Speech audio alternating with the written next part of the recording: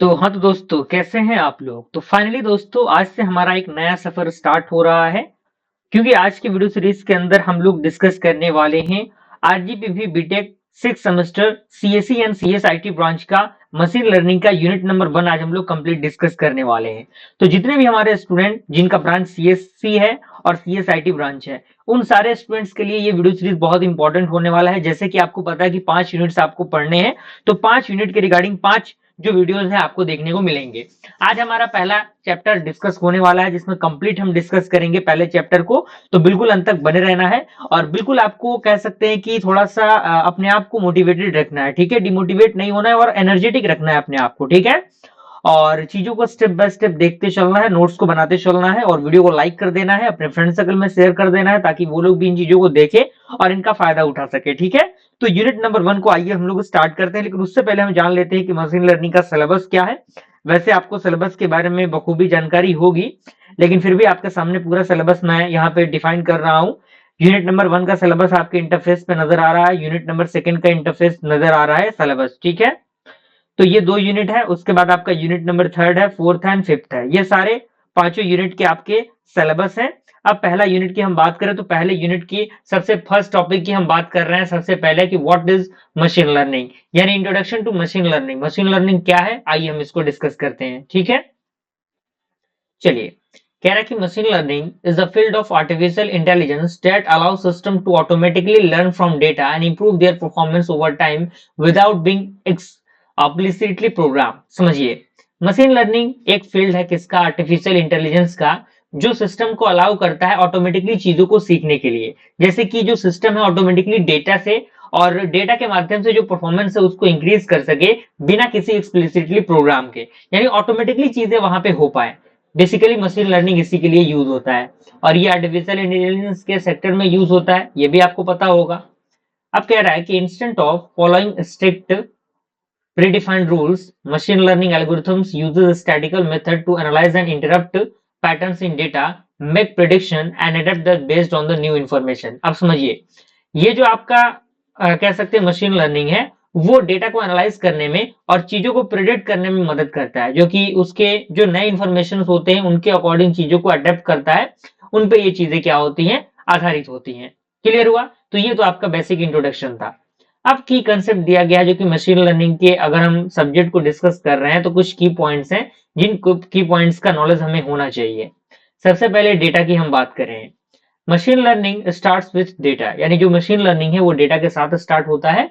This can be anything from images, text, numbers और even audio. यानी जो data है वो कुछ भी हो सकता है, या तो वो इमेज का फॉर्म हो सकता है डेटा में, या फिर टेक्स्ट का फॉर्मेट, या फिर नंबर, या फिर कोई ऑडियो हो सकता है जो कि डेटा होगा।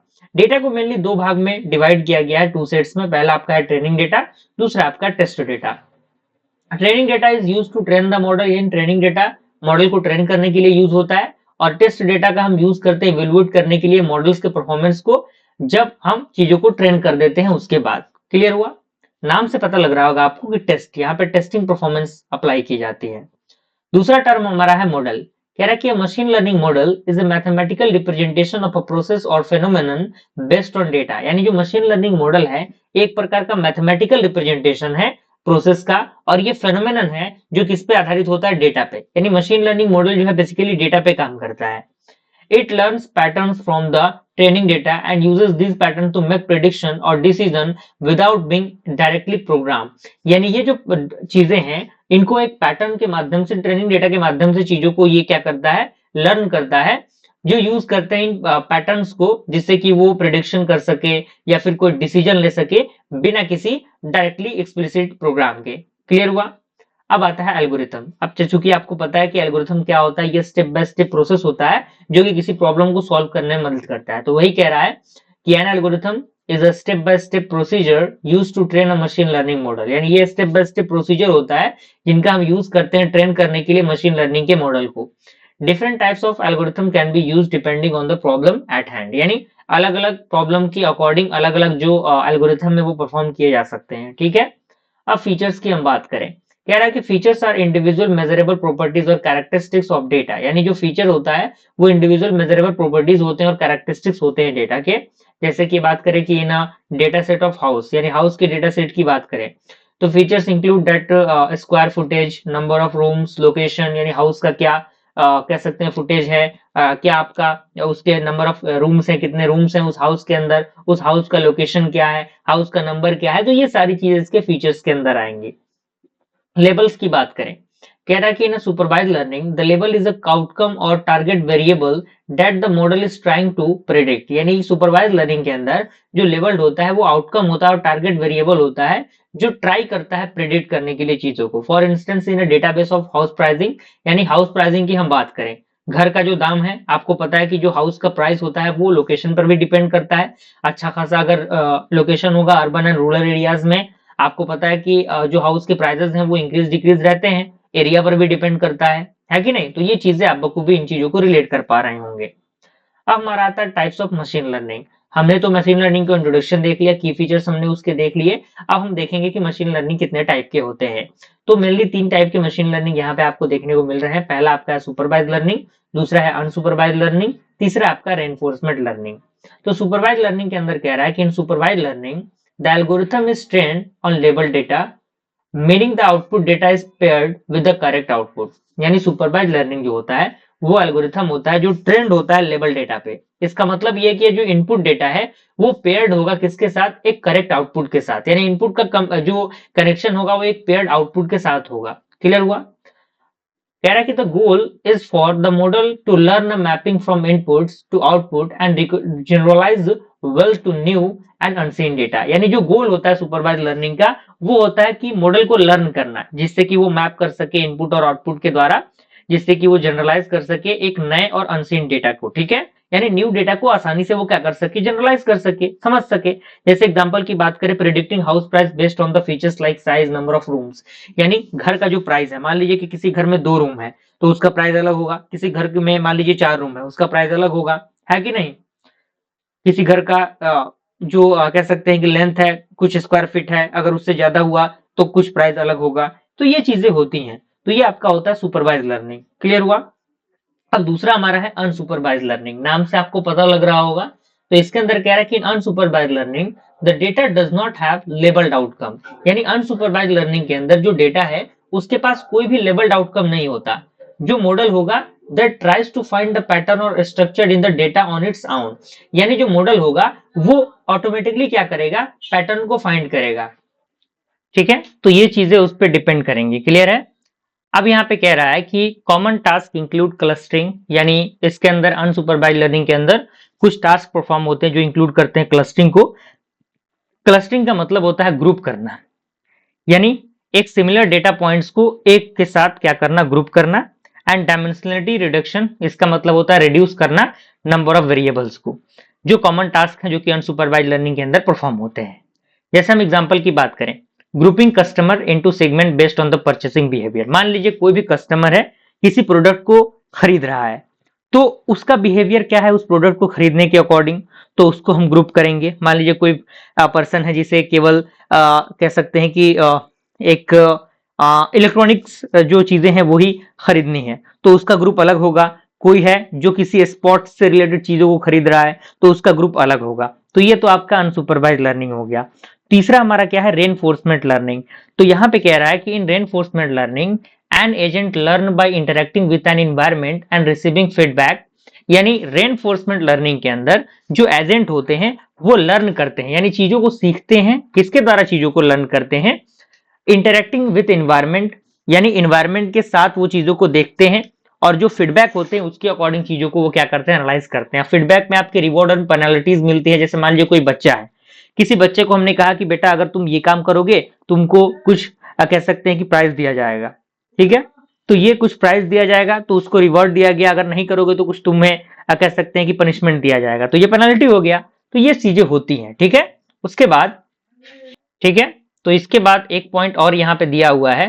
कह रहा है कि the goal is to maximize the cumulative reward over time by taking the action that lead to be favourable outcome. यानी इसका गोल क्या होता है कि जो कह सकते हैं कि कम्युलेटिव रिवॉर्ड होते हैं उसको मैक्सिमाइज करना, जिससे कि एक फेवरेबल आउटकम है वो मिल सके। जैसे बात करें कि training a robot to walk by rewarding it when it takes a step in the right direction. यानी मान लीजिए कोई रोबोट है, रोबोट कोई राइट डायरेक्शन में चल रहा है तो उसको रिवॉर्ड दिया जाएगा। तो ये चीजें उसके एग्जाम्पल के, जैसे मैंने बच्चे वाला एग्जाम्पल दिया, वो भी आपके रियल लाइफ एग्जाम्पल के लिए बेहतर है। क्लियर है? अब हमारा आता है machine learning work flow. Machine learning का वर्क फ्लो यहाँ पे दिया हुआ है। सबसे पहले इसमें टर्म आता है डेटा कलेक्शन का। तो नाम से आपको पता लग रहा होगा कि डेटा को कलेक्ट करना, यानी gather the data that is relevant to the problem you are trying to solve. यानी डेटा को लेना जिससे कि जिसमें कुछ डेटा में प्रॉब्लम्स होते हैं, तो उन प्रॉब्लम को कोशिश किया जाता है कि उसको सॉल्व किया जाए। दूसरा आता है आपका डेटा प्री प्रोसेसिंग, यानी clean and transform the data to make it suitable for the model. यानी जो भी डेटा है, मान लीजिए कि वो एक अनस्ट्रक्चर्ड फॉर्मेट में हमें मिलती है, तो उन डेटास को एक स्ट्रक्चर्ड फॉर्मेट में देने के लिए उनका प्री प्रोसेसिंग करना जरूरी होता है। जैसे उनको हम हैंडल करते हैं, मिसिंग वैल्यूज को फिक्स करते हैं, स्केलिंग, नॉर्मलाइजेशन, ये सारी चीजें हम अप्लाई करते हैं। तीसरा हमारा आता है मॉडल का सिलेक्शन। कह रहा है कि choose an appropriate machine learning algorithm based on the problem and data. यानी चूज करना एक एप्रोप्रिएट मशीन लर्निंग एल्गोरिथम पे को जो कि उसके प्रॉब्लम और डेटा पे क्या हो, आधारित हो, बेस्ड हो। अगला हमारा आता है मॉडल ट्रेनिंग, यानी नाम से पता लग रहा है ट्रेन करना, यानी train the model using the training data set allowing it to learn pattern in the data. यानी मॉडल को ट्रेन करना एक ट्रेनिंग डेटा सेट के अकॉर्डिंग, जिससे कि वो पैटर्न को जो है डेटा के अंदर आसानी से समझ पाए। अगला हमारा आता है मॉडल का इवोल्यूशन। कह रहा है कि test the model on unseen data, यानी मॉडल को टेस्ट करना अनसीन डेटा के साथ, जो कि टेस्ट डेटा सेट होते हैं, जिससे कि इवेलुएट किया जा सके उनके परफॉर्मेंस को using the matrix like accuracy, precision, recall and effort score. यानी जो भी आपके मॉडल से उनकी एक्यूरेसी क्या है, उनका प्रिसीजन क्या है, रिकॉल क्या है, ये सारी चीजें यहाँ पे इवोल्यूट की जाती हैं। अगला हमारा आता है मॉडल का ट्यूनिंग, यानी find the tune the model by adjusting the parameters to improve its performance.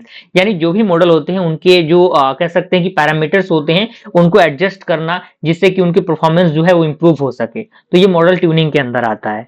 अगला हमारा आता है डिप्लॉयमेंट। यहाँ पे कह रहा है कि once the model perform well, यानी जब एक मॉडल बेहतर तरीके से परफॉर्म करता है, तो it is deployed to make the prediction on the new data in the real world application. तो ये क्या करता है, जो डेटा वो आसानी से डिप्लॉय हो पाता है, जिससे कि वो प्रेडिक्शन कर पाता है एक नए डेटा को एक रियल वर्ल्ड एप्लीकेशन के अंदर। क्लियर है? तो ये चीजें आपकी क्या थी, machine learning over work flow था। अब हमारा आता है कुछ कॉमन एल्गोरिथम जो कि मशीन लर्निंग के अंदर यूज होते हैं, जिनके बारे में नॉलेज होना आपके लिए बेहद जरूरी है। सबसे पहले आपका आता है लीनियर रिग्रेशन। कह रहा है कि supervise learning algorithm used for regression task, यानी ये एक प्रकार का सुपरवाइज लर्निंग एल्गोरिथम होता है जिनका हम यूज रिग्रेशन टास्क के लिए करते हैं। यानी लीनियर रिग्रेशन किसका टाइप होता है भाई? तो लीनियर रिग्रेशन एक प्रकार का कह सकते हैं कि सुपरवाइज लर्निंग का क्या होता है, टाइप होता है। ठीक है, तो ये सुपरवाइज लर्निंग का टाइप है। It predict a continuous value based on their relationship between input features and the output. यानी ये जो प्रिडिक्ट करता है, किस चीज को प्रिडिक्ट करता है? एक कंटिन्यूअस वैल्यू को। अब किसके कंटिन्यूअस वैल्यू को? जो बेस्ड होता है लीनियर रिलेशनशिप के। किनके बीच के लीनियर रिलेशनशिप को भाई? फीचर एंड आउटपुट के लीनियर रिलेशनशिप जो होते हैं उनके बीच के जो कैटेगराइजेशन होते हैं उन पे। ठीक है, अब यहाँ पे दूसरा टर्म आता है आपका डिसीजन ट्रीज। ये सारे एल्गोरिथम्स हैं जो कि यूज होते हैं। तो डिसीजन ट्री भी एक प्रकार का सुपरवाइज लर्निंग एल्गोरिथम होता है जो स्प्लिट करता है डेटा को ब्रांचेस में जो बेस्ड होते हैं कुछ सर्टेन फीचर्स पे। And it is used for both classification and regression task. यानी जो डिसीजन ट्री है वो क्लासिफिकेशन एंड रिग्रेशन टास्क दोनों के लिए क्या होते हैं, यूज होते हैं। तीसरा हमारा आता है रैंडम फॉरेस्ट। यहाँ पे कह रहा है कि an ensemble method that create the multiple decision trees and aggregate their result. यानी ये इनेबल कह सकते हैं इंसेंबल मेथड होता है जो क्रिएट करता है मल्टीपल डिसीजन ट्री को और उनको एग्रीगेट करता है उनके रिजल्ट के अकॉर्डिंग। ठीक है, अगला हमारा एल्गोरिथम आता है के नियरेस्ट नेबर्स, जिसे हम लोग केएनएन मेथड कहते हैं। ये भी बहुत पॉपुलर मेथड है, इसको हम आने वाली सीरीज में बहुत डीप में समझेंगे। ठीक है, तो यहाँ पे कह रहा है कि supervise learning algorithm used for classification task where the class of a data point is determined by the majority class of its neighbour. यानी ये सुपरवाइज लर्निंग एल्गोरिथम होता है जिनका हम यूज करते हैं क्लासिफिकेशन टास्क के लिए, जहां पे जो क्लास होते हैं डेटा पॉइंट के वो डिटरमाइंड होते हैं किसके द्वारा? मेजॉरिटी ऑफ क्लास के द्वारा, जो उसके नेबर्स के अकॉर्डिंग होंगे, यानी जो नजदीकी होंगे उनके अकॉर्डिंग होगा। अगला हमारा था सपोर्ट वेक्टर मशीन, जिसे हम लोग एसवीएम कहते हैं। कह रहा है कि support vector learning algorithm used for classification that aims to find the hyperplane that best separate different classes. यानी जो एक सुपरवाइज लर्निंग एल्गोरिथम ही होता है जिनका हम यूज करते हैं क्लासिफिकेशन के लिए, जिसका एम होता है फाइंड करना एक हाइपरप्लेन को जो कि एक बेहतर सेपरेशन का काम कर सके बिटवीन द डिफरेंट क्लासेस। ठीक है, अगला हमारा आता है न्यूरल नेटवर्क। यहाँ पे कह रहा है कि models inspired by human brain, यानी जो मॉडल हमारे ब्रेन के अकॉर्डिंग क्या होता है, इंस्पायर्ड हुआ है, यानी हमारे न्यूरॉन्स के अकॉर्डिंग जो है इंस्पायर हुआ है, जो कंसिस्ट करता है डिफरेंट टाइप ऑफ लेयर्स को जो इंटरकनेक्टेड होते हैं नोड्स से, जिसे हम लोग न्यूरॉन्स कहते हैं, and that use for the complex task like image recognition, language processing and more. यानी ये इन चीजों को क्या करता है, परफॉर्म करता है, इन टास्कों को क्या करता है, परफॉर्म करता है। क्लियर है। अब हमारा एप्लीकेशन दिया गया है मशीन लर्निंग का, यानी कहाँ कहाँ मशीन लर्निंग यूज होता है। तो हेल्थ केयर के अंदर मशीन लर्निंग होता है फॉर प्रेडिक्टिंग द डिजीज, यानी किस प्रकार का बीमारी है किसी व्यक्ति को। ड्रग डिस्कवरी, दवाइयाँ जो है उनका डिस्कवरी यहाँ पे होता है। इमेज, मेडिकल इमेज एनालिसिस इसके अंदर होता है। फाइनेंस की हम बात करें तो फ्रॉड को डिटेक्ट करने के लिए इसको जो आपका स्टॉक मार्केट है उनके प्रेडिक्शन के लिए, क्रेडिट कार्ड स्कोर आपका क्या है उनके लिए यूज होता है ये। रिटेल की हम बात करें for the recommender system, demand forecasting, customer segmentation के लिए यूज होता है। ट्रांसपोर्टेशन में भी यूज होता है for the autonomous vehicle and traffic prediction. Neural language processing के लिए just like chatbot, sentiment analysis and the translation services, इन सारी चीजों के अंदर वो यूज होता है। अगर हम चैलेंजेस की बात करें मशीन लर्निंग के अंदर कौन कौन से चैलेंजिंग फैक्टर्स होते हैं, तो सबसे पहला चैलेंज दिया है डेटा के क्वालिटी का, यानी high quality represented data is essential for building the effective model. यानी अगर हमें एक हाई क्वालिटी का डेटा बिल्डअप करना है तो उसके लिए एक बेहतर बिल्डिंग मेथड का होना जरूरी है, जो कि एक चैलेंजिंग फैक्टर होता है। दूसरा है ओवरफिटिंग। यहाँ पे कह रहा है कि when a model learn from the noise और specific data in the training data too well, it में परफॉर्म द पुअरली और न्यू अनसीन डेटा। यानी जब आपका मॉडल एक नॉइज और specific detail training data set से चीजों को सीखता है तो ये काफी ज्यादा पुअरली और काफी ज्यादा अनसीन डेटा के अकॉर्डिंग जो है वो चीजों को परफॉर्म कर पाता है। इंटरऑपरेटिबिलिटी की बात करें, some complex model just like deep neural network can be difficult to interpret and explain. यानी कुछ कॉम्प्लेक्स मॉडल्स जो होते हैं उनको एक्सप्लेन कर पाना थोड़ा सा डिफिकल्ट होता है, उनको इंटरप्रेट करना पाना थोड़ा सा मुश्किल होता है। बेस की बात करें, model can reflect the biases present in the training data and leading to biased prediction और डिसीजंस। ठीक है, तो ये चीजें थी। अब हमारा आता है scopes and limitations of machine learning, यानी मशीन लर्निंग का स्कोप क्या है और उनके लिमिटेशंस क्या है, यानी इन फ्यूचर उसका स्कोप क्या है और उनके कुछ लिमिटेशंस क्या है। तो इनको थोड़ा सा हम जल्दी में लेके चलेंगे, क्योंकि वन शॉट वीडियो को as a one shot video हम लेके चल रहे हैं, ताकि आपको कोई परेशानी ना हो और आप आसानी से सारे टॉपिक्स को कवर अप कर पाए, कोई दिक्कत परेशानी ना हो और एग्जामिनेशन की तैयारी आप बेहतर तरीके से कर पाए। तो यहाँ पे कह रहा है कि machine learning has vast application and is increasingly becoming corner stone in the various industries. यानी मशीन लर्निंग जो है, आसान भाषा में समझिए कि अलग अलग इंडस्ट्रीज में मशीन लर्निंग का यूज होता है। सबसे पहले उसके स्कोप की बात करें तो सबसे पहला आपका है ऑटोमेशन एंड इफिशिएंसी। तो टास्क ऑटोमेशन की बात करें तो कह रहा है कि machine learning can automate repetitive और complex task, making system more effective efficient. यानी मशीन लर्निंग जो है वो कह सकते हैं कि किसी टास्क को, अगर मशीन लर्निंग को हम यूज करेंगे तो कोई टास्क जो है बार बार परफॉर्म करना आसान हो जाता है, क्योंकि ह्यूमन क्या है बार बार एक ही काम को नहीं कर सकता, थोड़ी सी परेशानी होगी, दिक्कत होगी उसको, लेकिन मशीन के साथ ऐसी नहीं है, हम कितना बार चाहे जो मशीन से काम जो है वो करवा सकते हैं। तो that depends on the machine learning problem. Okay, जैसे एग्जांपल की बात करें, chatbot and the automated customer services agent can handle a large number of inquiries without a human intervention. यानी जो चैटबॉट है और जो आपका ऑटोमेटेड कस्टमर सर्विसेज एजेंट है वो क्या कर सकता है, आसानी से हैंडल कर सकता है एक बड़े नंबर ऑफ इंक्वायरीज को बिना किसी ह्यूमन के इंटरवेंशन के। दूसरा हमारा था प्रेडिक्टिव एनालिसिस, यानी machine learning model can predict the trend and outcomes. यानी मशीन लर्निंग जो मॉडल्स होते हैं वो आसानी से प्रेडिक्ट कर पाते हैं जो मॉडल ट्रेंड चल रहे हैं, जो आउटकम चल रहे हैं, जैसे कि कोई स्टॉक मार्केट का ट्रेंड हो गया, या फिर कस्टमर का बिहेवियर क्या है, मेंटेनेंस नीडेड, यानी कौन कौन सी चीजों को जरूरत है, कस्टमर किस चीज को पसंद कर रहा है। तो ये सारी चीजें उनके हिस्टोरिकल डेटा के अकॉर्डिंग जो है वो प्रेडिक्ट कर पाता है machine learning. And this is widely use in the finance, marketing and manufacturing. यानी ये वाइडली यूज कहाँ होते हैं, ये ज्यादातर फाइनेंस के अंदर, मार्केटिंग के अंदर एंड मैन्युफैक्चरिंग के अंदर यूज होते हैं। क्लियर है। हेल्थ केयर की बात करें तो वही है मेडिकल डायग्नोसिस के अंदर, यानी जांच करना, यानी देखना कि क्या किस तरीके की चीजें हैं, बीमारियां बेसिकली क्या है, आसान भाषा में समझे हम, ड्रग का डिस्कवरी करना, यानी देखना कि किस प्रकार की दवाइयां दी जा रही हैं, क्या है उसका फॉर्मेशन। न्यूरल लैंग्वेज प्रोसेसिंग की बात करें, एनएलपी जिसे हम लोग कहते हैं, तो स्पीच एंड टेक्स्ट रिकॉग्निशन, यानी machine learning widely used in voice assistant just like Siri and Alexa and transcription software. यानी मशीन लर्निंग जो है वो ज्यादातर यूज होते हैं वॉइस असिस्टेंट्स में, जैसे कि अलेक्सा की बात करें, सीरी की बात करें।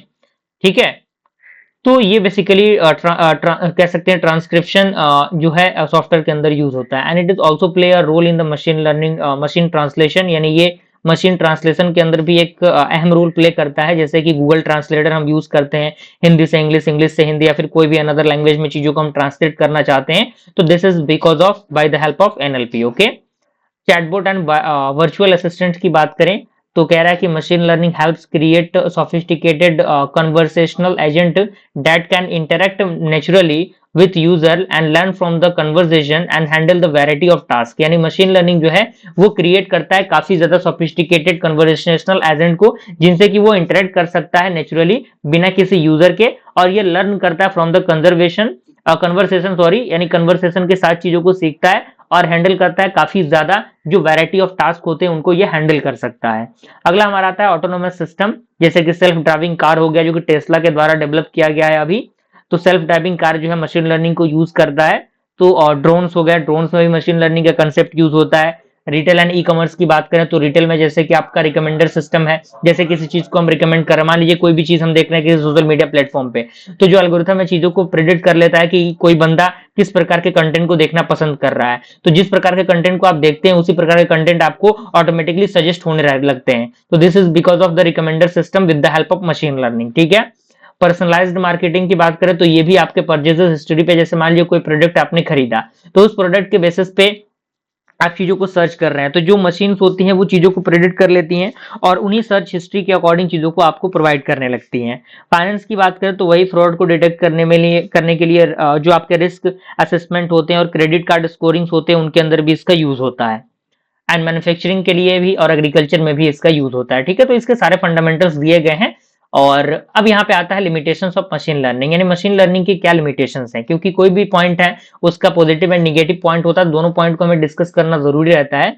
तो कह रहा है कि while machine learning hold immense promise, there are the several challenges and limitations that need to be addressed। यानी अलग अलग several challenges होते हैं, limitations होते हैं जिनको जानना हमारे लिए जरूरी है, जैसे कि डेटा का क्वालिटी एंड क्वांटिटी, यानी डेटा का क्वालिटी क्या है और क्वांटिटी क्या है। तो इसके अंदर डेटा डिपेंडेंसी एक टर्म आता है जिसके अंदर कह रहा है कि machine learning algorithm require a large volume of data with the high quality of data to be effective. यानी एक हाई क्वालिटी डेटा को इफेक्टिव बनाने के लिए बेसिकली इसका जो होना है जरूरी होता है। एंड बहुत सारे केसेस होते हैं जो ऑब्टेन करते हैं sufficient and representative and the data clean can be difficult and costly. यानी अगर हम इस प्रकार की चीजों को यूज करेंगे तो ये थोड़ा सा डिफिकल्ट भी होता है और थोड़ा सा कॉस्टली भी हो जाता है।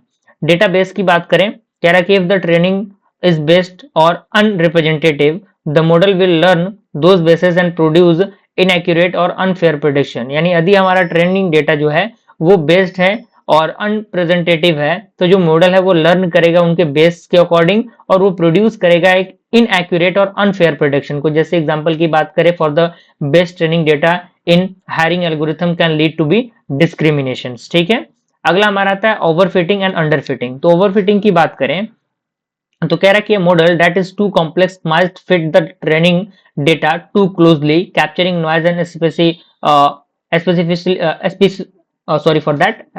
स्पेसिफिसिलिटी। ओके, थोड़ा सा प्रोनाउंसिएशन इधर उधर है तो उस चीज के लिए मैं माफी चाहूंगा। That making it less generalized to the new data. यानी जो मॉडल है जो काफी कॉम्प्लेक्स होता है तो ट्रेनिंग डेटा जो है उसको काफी क्लोजली लेके जाता है और कैप्चर करता है नॉइज को, जिससे कि कम से कम जनरलाइज्ड डेटा जो है वो न्यू फॉर्मेशन में मिल सके, और ये लीड करता है to the poor performance on real world data. Okay, underfitting की बात करें तो यहाँ पे कह रहा है कि if the model is too simplistic, यदि आपका मॉडल काफी ज्यादा सिंप्लिसिट है तो it may fail to capture the important pattern. तो इंपॉर्टेंट पैटर्न को कैप्चर करना इसके लिए थोड़ा सा मुश्किल हो जाता है in the data and leading to the poor performance both on the training and the data set. ठीक है, अगला हमारा आता है interpretability and the explainability. Okay, तो black box model and lack of trust इसके अंदर आता है। तो ये सारी चीजें आपको देखनी है जो कि बहुत ज्यादा इंपॉर्टेंट भी है, तो यहाँ पे आप इसको देख सकते हैं। ठीक है ना, चलिए अब यहाँ पे हमारा आता है कंप्यूटेशनल रिसोर्सेज, जिसके अंदर हाई कॉस्ट एनर्जी कंजम्पशन भी आता है जो कि लिमिटेशन फैक्टर में ही आता है। जनरलाइजेशन और to the unseen data, ethical and the social concern, जिसके अंदर job displacement, surveillance and the privacy and the algorithmic bias, ये सारी चीजें होती हैं। लैक ऑफ डोमेन नॉलेज, यानी मान लीजिए डोमेन का नॉलेज अगर हमारे पास नहीं है तो चीजें कहीं ना कहीं डिस्टर्ब होंगी। Difficult in handling the unstructured data, यानी अनस्ट्रक्चर्ड डेटा को हैंडल कर पाना थोड़ा सा डिफिकल्ट हो जाता है।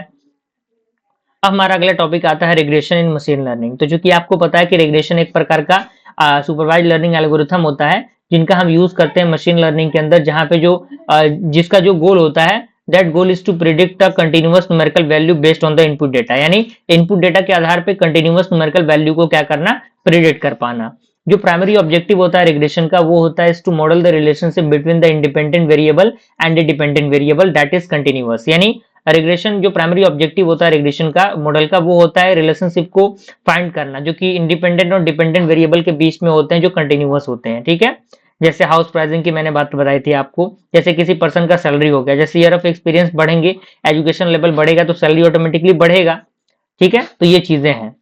अगला हमारा की कॉन्सेप्ट दिया गया है जो कि रिग्रेशन के अंदर आपको पता होना चाहिए, जैसे डिपेंडेंट वेरिएबल जिसे हम लोग टारगेट बोलते हैं, तो ये वेरिएबल होता है दैट इज बिंग प्रिडिक्टेड, यानी जिनको हम प्रिडिक्ट करते हैं, एंड ये कंटिन्यूअस होता है और ये किसी भी वैल्यू को क्या कर सकता है, एक रेंज के अकॉर्डिंग कैरी कर सकता है।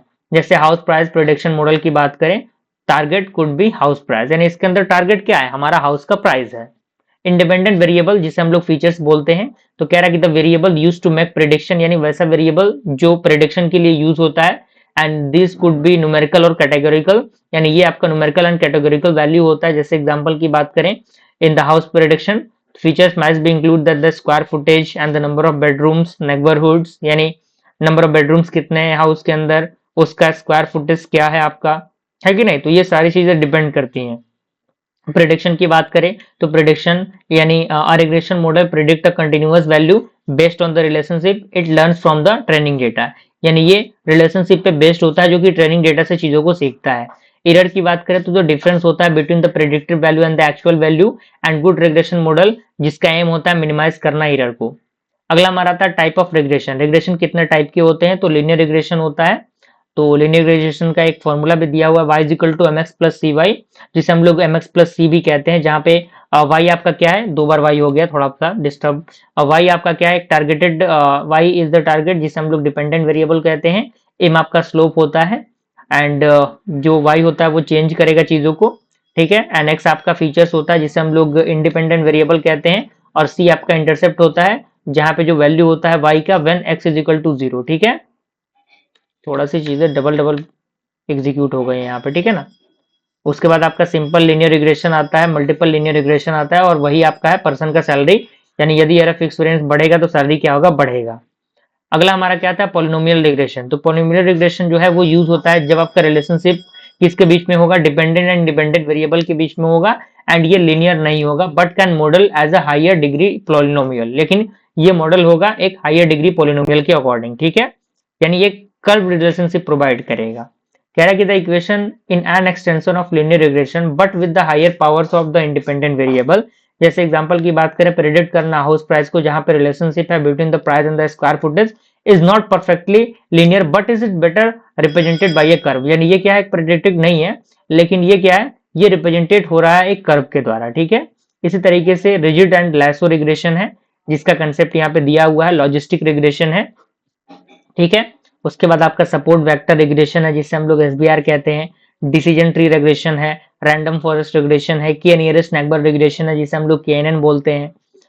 अब यहाँ पे एप्लीकेशन है रिग्रेशन का, कहाँ कहाँ यूज होता है, तो रिग्रेशन का यूज दिया गया जैसे फाइनेंशियल फोरकास्टिंग के अंदर यूज होना, हेल्थ के अंदर, हेल्थ केयर के अंदर, मार्केटिंग एंड सेल्स के अंदर, रिटेल स्टेट्स के अंदर, इंजीनियरिंग एंड मैन्युफैक्चरिंग के अंदर इसका यूज होता है, ठीक है। अगला हमारा आता है प्रोबेबिलिटी इन मशीन लर्निंग, यानी मशीन लर्निंग के अंदर प्रोबेबिलिटी कैसे काम करता है। तो प्रोबेबिलिटी आपको पता ही है कि ये ब्रांच है मैथमेटिक्स का that deals with the calculating the likelihood of an event happening, यानी इवेंट हैपन किस तरीके से हो रहा है इसके अकॉर्डिंग पे ये चीजें काम करती हैं। लेकिन मशीन लर्निंग के अंदर जो प्रोबेबिलिटी होता है वो वाइडली यूज होता है for the model uncertainty and make prediction, and prediction को करने के लिए और मॉडल को अनसर्टेनिटी यूज करने के लिए और इवेल्युएट करने के लिए likelihood of the different outcome based on the available data, यानी अवेलेबल डेटा पे जो अलग अलग आउटपुट्स मिलते हैं उनके अकॉर्डिंग चीजों को हैंडल करने के लिए इसका यूज होता है, ठीक है। आप इसका स्क्रीनशॉट लेके इसको नोट्स को बना सकते हैं क्योंकि चीजें थोड़ी सी लंबी हो रही हैं, मैं भी चीजों को थोड़ा सा जल्दी जल्दी रैप अप कर रहा हूं जिससे कि आपको सारी चीजें भी प्रोवाइड हो जाए और आपका काम भी बन जाए, है कि नहीं। उसके बाद कुछ बेसिक कंसेप्ट है प्रोबेबिलिटी के अंदर, जैसे कि इवेंट क्या होते हैं वो आपको पता ही होगा, सैंपल स्पेस क्या है पता ही होता है आपको, प्रोबेबिलिटी ऑफ एन इवेंट पता ही है आपको, कॉम्प्लीमेंट्री इवेंट्स क्या होते हैं ये भी आपको पता ही है। तो मैथमेटिक्स का सिंपल सा कंसेप्ट प्रोबेबिलिटी वाला और कुछ नहीं है यहाँ पे। कंडीशनल प्रोबेबिलिटी आपको पता होगा, इंडिपेंडेंस। अब एक बेस थ्योरम दिया गया है, बेस थ्योरम भी काफी इंपॉर्टेंट है।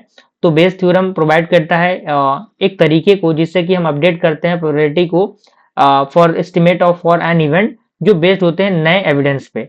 And it is specifically important in machine learning and statistics, यानी जो आपका बेस थ्योरम है वो ज्यादातर इंपॉर्टेंट होता है मशीन लर्निंग एंड स्टैटिस्टिक्स के अंदर। जैसे फॉर्मूला दिया है P of A B is equal to P of B A into P of A and P of B into P of A of B. ठीक है, तो इस तरीके से हम इसे लिखेंगे और कौन सी चीजें क्या है यहाँ पे आपके सामने दी गई हैं। अब आता है आपका प्रोबेबिलिटी डिस्ट्रीब्यूशन, बहुत इंपॉर्टेंट है डिस्ट्रीब्यूशन यानी चीजों को बांटना। तो यहाँ पे कह रहा है कि probability distribution describe how probabilities are distributed over the value of a random variable, यानी जो प्रोबेबिलिटी डिस्ट्रीब्यूशन है वो डिस्क्राइब करता है कि आखिर कैसे जो प्रोबेबिलिटीज हैं वो डिस्ट्रीब्यूटेड होती हैं टाइम के अकॉर्डिंग, नंबर ऑफ वेरिएबल्स के अकॉर्डिंग, ठीक है, वैल्यू ऑफ रैंडम वेरिएबल्स के according. And they are fundamental in many machine learning algorithm, यानी ये फंडामेंटल होता है मशीन लर्निंग एल्गोरिथम का। अब इसके अंदर आता है डिस्क्रीट प्रोबेबिलिटी डिस्ट्रीब्यूशन, जिसके अंदर बाइनोमियल डिस्ट्रीब्यूशन, पॉइसन डिस्ट्रीब्यूशन आता है। दूसरा आता है आपका कंटिन्यूअस प्रोबेबिलिटी डिस्ट्रीब्यूशन, जैसे कि आपका नॉर्मल डिस्ट्रीब्यूशन हो गया, जिसके अंदर गॉसियन डिस्ट्रीब्यूशन हो गया, यूनिफॉर्म डिस्ट्रीब्यूशन, एक्सपोनेंशियल डिस्ट्रीब्यूशन, ये सारी चीजें हैं इसके अंदर। अब हमारा आता है rule of probability in machine learning, यानी मशीन लर्निंग के अंदर प्रोबेबिलिटी का क्या रूल होता है। तो क्लासिफिकेशन एंड प्रिडिक्शन के लिए Bayesian machine learning, Markov model, जिसमें कि आपका Markov chain and hidden Markov model आता है, uncertainty in prediction, ensemble method, generative models, ये सारी चीजें इसके अंदर आती हैं। अब आता है हमारा application of probability in machine learning, यानी मशीन लर्निंग के अंदर प्रोबेबिलिटी का क्या एप्लीकेशन है। तो स्पैम को डिटेक्ट करना, मेडिकल डायग्नोसिस करना, रिस्क मैनेजमेंट, रिकमेंडर सिस्टम के अंदर, न्यूरल लैंग्वेज प्रोसेसिंग के अंदर यूज होता है। ठीक है, और फाइनल कंक्लूजन दिया है कि एट द लास्ट पॉइंट आपको ये चीजें पता होनी चाहिए। अगला हमारा आता है statistics and linear algebra for machine learning, यानी मशीन लर्निंग के लिए स्टैटिस्टिक्स एंड लीनियर अलजेब्रा क्या होता है, कैसे काम करता है। तो यहाँ पे दोनों पॉइंट दिए गए हैं, कह रहा है कि both statistics and linear algebra are fundamental foundational to understand the developing machine learning model, यानी स्टैटिस्टिक्स और लीनियर अलजेब्रा दोनों एक कह सकते हैं कि फाउंडेशनल एस्पेक्ट का काम करता है, जिससे कि हम अंडरस्टैंड एंड डेवलप करते हैं मशीन लर्निंग के मॉडल्स को। ठीक है, एंड ये प्रोवाइड करते हैं the tools for analyse data and identifying patterns, यानी डेटा को एनालाइज करने के लिए एक टूल को प्रोवाइड करता है, आइडेंटिफाइंग करने के लिए पैटर्न्स को और कंस्ट्रक्ट करने के लिए मॉडल को, जिससे कि प्रेडिक्शन जो है वो काफी बेहतर बन सके। ठीक है, अगर हम की कंसेप्ट की बात करें तो इसके अंदर आपका डिस्क्रिप्टिव स्टैटिस्टिक्स आता है, जिसके अंदर mean, median, mode, variance, standard deviation, skewness and जो आपका कर्टोसिस होता है ये आता है। तो ये सारी चीजें इसके अंदर दी गई हैं। इसके बाद दूसरा आपका आता है इन्फरेंशियल स्टैटिस्टिक्स, जिसके अंदर आपका hypothesis testing, confidence interval, P value, उसके बाद आपका प्रोबेबिलिटी डिस्ट्रीब्यूशन आता है, जिसके अंदर normal distribution, Bernoulli's and the binomial distribution, Poisson distribution and exponential distribution आपको पता होना चाहिए। उसके बाद हमारा है कोरिलेशन एंड द कॉशन, तो यहाँ पे कोरिलेशन और कॉशन भी दिए गए हैं, रिग्रेशन एनालिसिस भी है, बेजियन इंटरफेरेंस भी है, इन्फेरेंस भी है। उसके बाद सैम्पलिंग मेथड, जिसके अंदर आपका random sampling, stratified sampling, bootstrapping and दूसरा हमारा क्या है स्टैटिकल मॉडलिंग है, जिसके अंदर स्टैटिकल मॉडल, ये चीजें हैं। अगला हमारा आता है अलजेब्रा फॉर मशीन लर्निंग, यानी मशीन लर्निंग के लिए क्या अलजेब्रा फॉलो होता है। तो इसके अंदर लीनियर अलजेब्रा आता है, लीनियर अलजेब्रा का पूरा फंडामेंटल यहाँ पे दिया हुआ है। मैं जल्दी जल्दी से चीजों को लेके चल रहा हूँ, समझाने पे मैं ज्यादा ध्यान नहीं दे रहा हूँ, क्योंकि मेरा मेन फंडा है आपको नोट्स प्रोवाइड करना, और चीजें आप खुद ब खुद समझ सकते हैं, 6 सेमेस्टर के स्टूडेंट हैं आप। दूसरा आपका मैट्रिक्स ऑपरेशन है, सिस्टम ऑफ लीनियर इक्वेशन है। उसके बाद आपका फंक्शंस एंड ट्रांसफॉर्मेशन है, optimization, probability and algebra, other method, mathematical concept जैसे नॉर्म्स हो गया, सिंगुलर वैल्यू डिकम्पोजिशन हो गया। ठीक है, फॉर्मूलाज भी दिए गए हैं। अब आता है कि how statics and linear algebra helping machine learning, यानी आखिर कैसे मशीन लर्निंग के अंदर ये दोनों चीजें मदद करती हैं। तो फीचर इंजीनियरिंग के अंदर मॉडल को फिल्टर करने के लिए, ऑप्टिमाइजेशन के लिए और मॉडल के बिहेवियर को अंडरस्टैंड करने के लिए मदद करते हैं ये। ठीक है, अब हमारा आता है convex optimisation in machine learning, यानी मशीन लर्निंग के अंदर कॉन्वेक्स ऑप्टिमाइजेशन क्या होता है। तो कॉन्वेक्स ऑप्टिमाइजेशन का पूरा बेसिक कॉन्सेप्ट यहाँ पे दिया हुआ है, प्रॉपर फॉर्मूला के साथ सारी चीजें अटैच की गई हैं।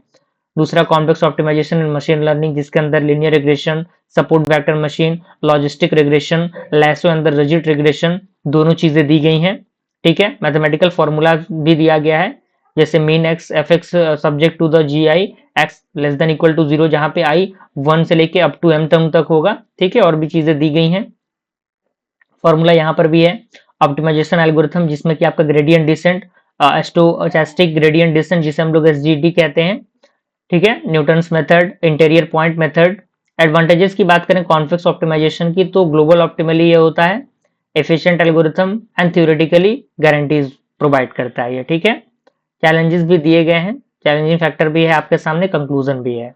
अब हमारा आता है डेटा विजुअलाइजेशन इन मशीन लर्निंग, यानी मशीन लर्निंग के अंदर डेटा विजुअलाइजेशन कैसे काम करता है। तो डेटा विजुअलाइजेशन आपको पता लग रहा होगा, डेटा को समझना, विजुअलाइज करना। तो ये चीजें एट द सेम पॉइंट आपके सामने दी गई हैं, आप इनके सारे फंडामेंटल को देख सकते हैं। पर्पस भी इसका दिया गया है, exploratory data analysis, feature engineering, model evolution, result interpretation, ठीक है। टाइप ऑफ डेटा विजुअलाइजेशन की बात करें तो यूनिवेरिएट विजुअलाइजेशन, जिसके अंदर आपका histogram, box plot, bar chart. इसके बाद आपका वाइब्रेट विजुअलाइजेशन, जिसके अंदर विजुअलाइजेशन जिसके अंदर दो वेरिएबल्स होंगे। अब यहाँ पे इस टर्म स्कैटर प्लॉट आता है, लाइन प्लॉट आता है, पेयर प्लॉट आता है, ये सारे प्लॉट्स काफी इंपॉर्टेंट है। उसके बाद आपका आता है मल्टी वाइब्रेट विजुअलाइजेशन, जिसके अंदर मल्टीपल वेरिएबल्स आते हैं और इसके अंदर heat map, 3D scatter plot, principal component analysis, ये सारी चीजें आती हैं, ठीक है। उसके बाद हमारा आता है कैटेगरिकल डेटा विजुअलाइजेशन, जिसके अंदर stacked bar chart, pie chart, ये सारी चीजें आपको देखनी है। डिस्ट्रीब्यूशन एंड डेंसिटी प्लॉट की बात करें तो डेंसिटी प्लॉट, जो आपका वायलिन प्लॉट है वो आता है। टाइम सीरीज विजुअलाइजेशन, जिसके अंदर time series plot, sustainability plot. उसके बाद आपका जियोस्पेशियल डेटा विजुअलाइजेशन, जिसके अंदर जो आपका कोरोप्लैथ मैप और स्कैटर मैप, ये सारी चीजें इसके अंदर शामिल होती हैं। उसके बाद मॉडल इवोल्यूशन विजुअलाइजेशन। उसके बाद टूल्स की बात करें डेटा विजुअलाइजेशन के लिए, तो तुम आपका जो मैट प्लॉट जो लैब होता है वो पाइथन के अंदर यूज होता है। सी बॉर्न की बात करें, पाइथन के अंदर यूज होता है, ठीक है। और उसके बाद आपका प्लॉटी, जो कि आपका ये भी पाइथन एंड जावास्क्रिप्ट के अंदर, टेलव्यू के अंदर। उसके बाद इसके लिंक्स भी सारी चीजें दी गई हैं, आप इंटरनेट के द्वारा इनको एक्सेस कर सकते हैं। पावर बीआई, ggplot2 हो गया, ये सारी चीजें इंपॉर्टेंट है, ठीक है। dg3.j हो गया, अल्टेयर हो गया, ये सारी चीजें पाइथन के अंदर यूज हो रही हैं। अब बेस्ट प्रैक्टिसेस की बात करें तो चूज करना राइट टाइप ऑफ विजुअलाइजेशन को, यानी एक बेहतर टाइप का विजुअलाइजेशन आपको चूज करना होता है और उनको सिंपल बनाना होता है। लेवल क्लैरिटी देनी पड़ती है, यूज करना होता है कलर को वाइजली एंड प्रोवाइड करना होता है कॉन्टेक्स्ट को और इंटरेक्टिवली विजुअलाइजेशन, ठीक है। अब हमारा आता है hypothesis function and hypothesis testing in machine learning. ये सारी चीजें क्या होती हैं, ये सारी चीजें दी गई हैं, आप इनको देख के कंप्लीट कर सकते हैं। जल्दी से हम लोग चीजों को देख रहे हैं क्योंकि थोड़ा सा ड्यूरेशन ज्यादा लंबा हो गया है, क्योंकि ये एक पहला यूनिट थोड़ा सा लंबा भी था। दूसरा हाइपोथेसिस टेस्टिंग है, इसका पूरा फंडामेंटल दिया गया है। ओके, सारी चीजें दी गई हैं, आप इनको जल्दी से स्क्रीनशॉट ले लीजिएगा। टाइप्स की बात करें, टाइप दिए गए हैं, जैसे टी टेस्ट हो गया, उसके बाद एनोवा हो गया, analysis of variance, chi square test हो गया, जेट टेस्ट हो गया, paired sample test t test हो गया। एप्लीकेशन कहाँ कहाँ यूज होता है, तो मॉडल के कंपैरिजन में, फीचर सिलेक्शन में, मॉडल के इवोल्यूशन में, ए बी टेस्टिंग के अंदर। एग्जांपल भी इसका दिया हुआ है, ठीक है, आप इसको देख सकते हैं।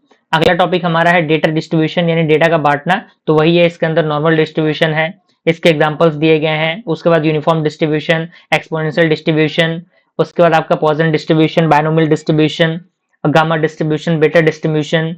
उसके बाद प्रॉपर्टीज दिए गए हैं डिस्ट्रीब्यूशन के, मीन, वेरिएंस, स्क्यूनेस एंड क्रोटोसिस, ठीक है। और यहाँ पे डिस्ट्रीब्यूशन, विजुअलाइजिंग डिस्ट्रीब्यूशन दिया गया है, जिसके अंदर histogram, blocks, box plot, probability density function, cube plot, ठीक है। अब डेटा प्री प्रोसेसिंग की बात करें तो प्री प्रोसेसिंग में आपको पता ही है कि डेटा का कलेक्शन होता है सबसे पहले, उसके बाद उसका क्लीनिंग होता है, अलग अलग मेथड को यूज करके हम डेटा को क्लीन करते हैं। उसके बाद हैंडल डुप्लीकेट, यानी डुप्लीकेट जितने भी चीजें होती हैं उनको हैंडल करते हैं। करेक्टिव, कलेक्टिंग एरर्स, यानी एरर को करेक्ट करते हैं, ठीक है। ट्रांसफॉर्मेशन करते हैं डेटा का, ठीक है। इसके अंदर पूरे फंडामेंटल दिए गए हैं इसके। उसके बाद फीचर इंजीनियरिंग, ये भी चीजें दी गई हैं, जैसे क्रिएट करना नए फीचर्स को, फीचर सिलेक्शन करना, पोलिनोमियल जो आपका फीचर्स है वो भी दिया गया है। डेटा इंटीग्रेशन करते हैं, उसके बाद डेटा का स्प्लिटिंग करते हैं, ठीक है। देन उसके बाद हैंडलिंग करते हैं इम्बैलेंस डेटा को, ठीक है। इम्प्रूव की बात करें, importance of data pre processing machine learning, यानी प्री प्रोसेसिंग क्यों जरूरी है मशीन लर्निंग के अंदर डेटा का, तो ये इंप्रूव करता है मॉडल की एक्यूरेसी को, हैंडल करता है मिसिंग और एरोनोमस डेटा को, और नॉर्मलाइज करता है स्टैंडर्डाइज्ड फीचर्स को, ठीक है। एंड इंप्रूव करता है इंटरऑपरेबिलिटी को और प्रिवेंट करता है ओवरफिटिंग को, ठीक है। अगला हमारा कॉमन कुछ डेटा प्रोसेसिंग टेक्निक दिए गए, जैसे इम्यूटेशन हो गया, फीचर स्केलिंग हो गया, कैटेगोरिकल इंकोडिंग हो गया, फीचर सिलेक्शन हो गया, हैंडलिंग इम्बैलेंस डेटा हो गया, और अंडर सैम्पलिंग हो गया। हमारा आता है डेटा ऑगमेंटेशन इन मशीन लर्निंग। तो डेटा ऑगमेंटेशन का पूरा फंडामेंटल दिया गया है। अब इसके अंदर कुछ प्राइमरी चीजें यूज होती हैं, जैसे कि इमेज का प्रोसेसिंग, ठीक है, text data, time series data. उसके बाद वाई यूज डेटा ऑगमेंटेशन क्यों जरूरी होता है, तो ये इंक्रीज करता है डेटा सेट के साइज को इंप्रूव करने के लिए, जनरलाइजेशन को एनहांस करने के लिए, मॉडल के रबस्टनेस को हैंडल करने के लिए, इम्बैलेंस डेटा सेट को। ठीक है, टाइप की बात करें तो टाइप भी दिया गया है, जैसे कि आपका इमेज डेटा आर्गुमेंटेशन है और इसके पूरे फंडामेंटल दिए गए हैं, कोई भी पॉइंट मिस नहीं किया गया जिससे कि आपके एग्जामिनेशन में नंबर कटे। ठीक है, टेक्स्ट डेटा आर्गुमेंटेशन, इसका पूरा फॉर्मेशन यहाँ पे आपके सामने दिया हुआ है। टाइम सीरीज डेटा आर्गुमेंटेशन, इसका भी पूरा फंडामेंटल आपके सामने मेंशन है। एप्लीकेशन कहाँ कहाँ यूज होता है, तो कंप्यूटर विजन के अंदर, नेचुरल लैंग्वेज प्रोसेसिंग के अंदर, स्पीच रिकॉग्निशन के अंदर, टाइम सीरीज प्रिडिक्शन के अंदर। ठीक है, बेनिफिट की बात करें तो ये रिड्यूस करता है ओवरफिटिंग को, इंप्रूव करता है रबस्टनेस को, better performance with the limited data, enhance करता है डाइवर्सिटी को। अगला हमारा आता है नॉर्मलाइजिंग डेटा सेट इन मशीन लर्निंग, यानी मशीन लर्निंग के अंदर नॉर्मलाइजिंग डेटा सेट किस तरीके से काम करता है, तो उसके भी पूरे फंडामेंटल दिए गए हैं। आखिर क्यों जरूरी होता है नॉर्मलाइज करना डेटा को, तो इससे कि डेटा की जो परफॉर्मेंस है वो इंप्रूव होगी, एक्सेलरेट होगा, कन्वर्जेंस अवॉइड होगा based in the distance based model, improve होगा मॉडल की एक्यूरेसी। ठीक है, टाइप ऑफ नॉर्मलाइजेशन की बात करें तो मीन मैक्स नॉर्मलाइजेशन, उसके बाद कब यूज होगा ये भी चीजें दी गई हैं, फॉर्मूला दिया गया है। उसके बाद जी स्कोर नॉर्मलाइजेशन है, इसका फॉर्मूला दिया गया है, कब यूज होगा ये भी दिया गया है। रबस्ट स्केलिंग है, ठीक है, यूनिट वेक्टर ट्रांसफॉर्मेशन है, अब कब यूज होगा ये भी दिया गया है। चूज करना राइट नॉर्मलाइजेशन मेथड को, तो आपका min max normalisation, Z score normalisation, robust scaling, unit vector transformation, ये सारी चीजें आती हैं। और कब हम नहीं करेंगे डेटा को नॉर्मलाइज, ये भी सारी चीजें दी गई हैं। अब आता है मशीन लर्निंग मॉडल ओवरव्यू, यहाँ पे ओवरव्यू दिया गया है। Overview at the last point, आपको ये चीजें पता होनी चाहिए। तो यहाँ पे 3 main type, supervised, unsupervised and reinforcement. Supervised का पूरा पॉइंट दिया गया है, इसके एल्गोरिथम्स दिए गए हैं, सारे एल्गोरिथम आपको कंप्लीट करने हैं। Decision, random forest, support vector machine, K nearest neighbours, naive Bayes, neural networks. ठीक है, उसके बाद अनसुपरवाइज में उसका K means clustering, hierarchical clustering, principal component analysis, उसके बाद independent component analysis, T distributed sophisticated neighbours embedding, autoencoders. ठीक है, रेनफोर्समेंट लर्निंग में आपका Q learning, deep Q learning, policy gradient method. ठीक है, उसके बाद आपका प्रॉक्सिमल पॉलिसी ऑप्टिमाइजेशन, इसके जो मॉडल्स है वो दिए गए हैं। ठीक है, तो इनको सारी चीजें आपको पता होनी चाहिए। ये चार्ट है, चार्ट के माध्यम से कंपैरिजन भी पता होना चाहिए, तीनों के जो डिफरेंसेस हैं वो आपको पता होना चाहिए, क्योंकि ये भी डायरेक्टली एग्जामिनेशन में पूछ दिए जाते हैं। सुपरवाइज अनसुपरवाइज लर्निंग के बीच का डिफरेंस आपके सामने यहाँ पे दिया गया है। कैटेगराइजेशन अगर सेपरेट करके भी आप लिखना चाहें तो लिख सकते हैं, कोई दिक्कत नहीं है। ठीक है, स्टेप दिए गए हैं सुपरवाइज लर्निंग के अंदर, कौन कौन से स्टेप परफॉर्म होंगे। ठीक है, और अनसुपरवाइज लर्निंग की बात करें तो इसका भी वही प्रोसेस दिया गया है, इसके भी आपके पॉजिटिव एंड निगेटिव पॉइंट्स और कॉमन एल्गोरिथम्स आपको देखने को मिल रहे होंगे। प्रोज एंड कॉन्स यहाँ पे दिए गए हैं, स्टेप भी दिए गए हैं। ठीक है, तो ये चीजें हैं, और कब ये यूज होता है सुपरवाइज अनसुपरवाइज ये भी बताया गया। तो इस तरीके से हमने क्या किया, मशीन लर्निंग के यूनिट नंबर 1 को कंप्लीट किया। तो चीजों को थोड़ा सा प्रैक्टिस करिएगा, क्योंकि practice makes a man perfect, तो थोड़ा सा प्रैक्टिस करना जरूरी है आपके लिए। और जितना ज्यादा प्रैक्टिस करेंगे उतना ज्यादा आप चीजों को सीखेंगे। ठीक है, आई होप सारी चीजें आपको समझ में आ रही होंगी। मिलते हैं फ्रेंड्स अगले वीडियो में, तब तक के लिए थैंक यू।